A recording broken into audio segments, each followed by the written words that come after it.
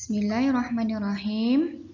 Hari ini kita mulakan pelajaran dengan membaca doa sebelum belajar. Bismillahirrahmanirrahim. Rabbishrahli sadri wa yassirli amri wahlul 'uqdatam min lisani yafqahu qawli. Wa sallallahu ala sayyidina Muhammad wa ala alihi wa sahbihi wa salam. Walhamdulillahi Rabbil Alamin.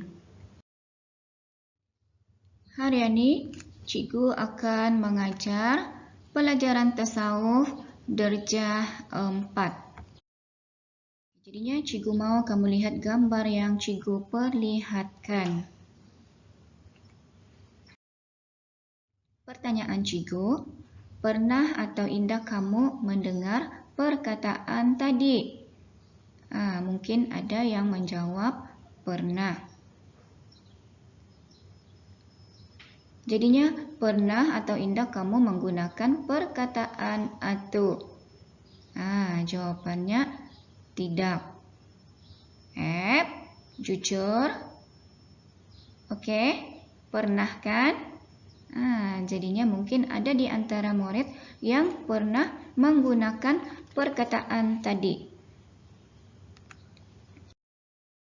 Jadinya perkataan tadi itu ada kaitannya dengan apa yang akan kamu pelajari. Tajuk pelajaran hari ini melaknat.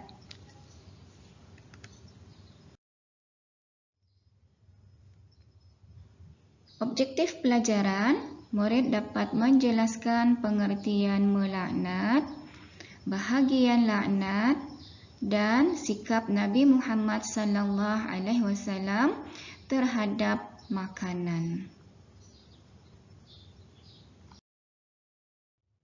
Dalam tajuk melaknat, cikgu akan menerangkan mengenai dengan pengertian, bahagian, pendapat Al-Imam Al-Ghazali tentang laknat dan sikap Nabi Muhammad sallallahu alaihi wasallam terhadap makanan. Pengertian laknat.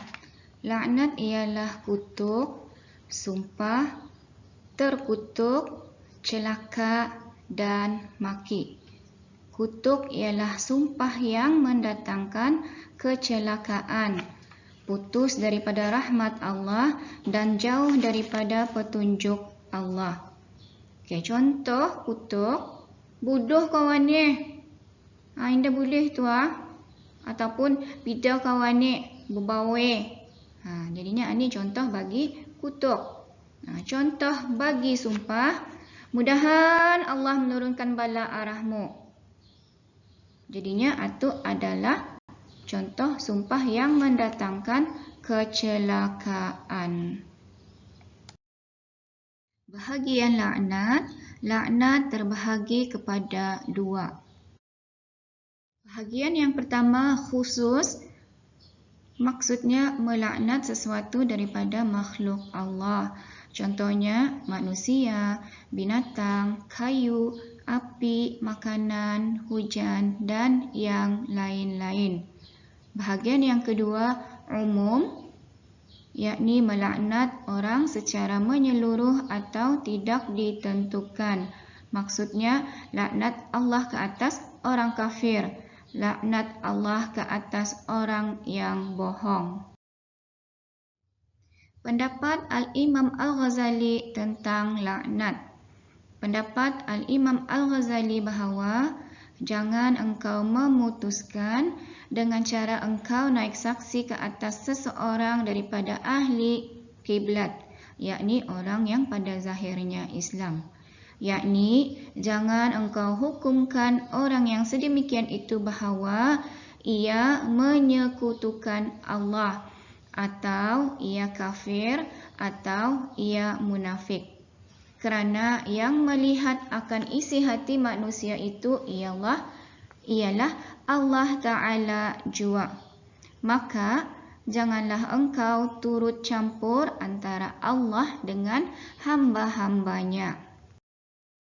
Jadinya dalam kehidupan kita ni seharian ni, tidak perlu kita ni menghakimi sesama kita ni.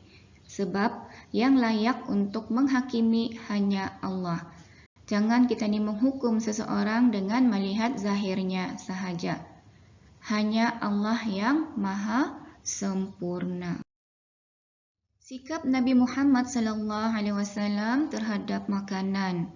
Nabi Muhammad SAW tidak pernah mencela makanan. Jika baginda ingin sesuatu makanan itu, maka dimakannya. Dan jika baginda tidak suka makanan itu, maka baginda tinggalkan dengan tidak mencelanya. Berdasarkan riwayat hadis tersebut, maka jangan dicela segala makhluk Allah Ta'ala, walaupun makhluk itu bukan daripada jenis manusia. Jadinya Nabi sendiri tidak pernah mencela makanan. Kalau murid-murid macam mana? Ada yang membuat macam yang Nabi buat? Kalau ada, alhamdulillah. Kalau tidak ada, berubahlah dari sekarang. Masih belum terlambat. Jadikan Nabi sebagai idola dalam hidup kita ni. Jadinya sampai di sini saja pelajaran kita ni hari ini. Cikgu harap apa yang murid telah pelajari hari ini, murid dapat aplikasikan dalam kehidupan seharian. Jagalah lisanmu, semoga Allah sayang kita ni. Cikgu harap murid-murid dapat menjadi murid yang taat dan berakhlak mulia. Wabillahi taufiq wal hidayah. Assalamualaikum warahmatullahi wabarakatuh.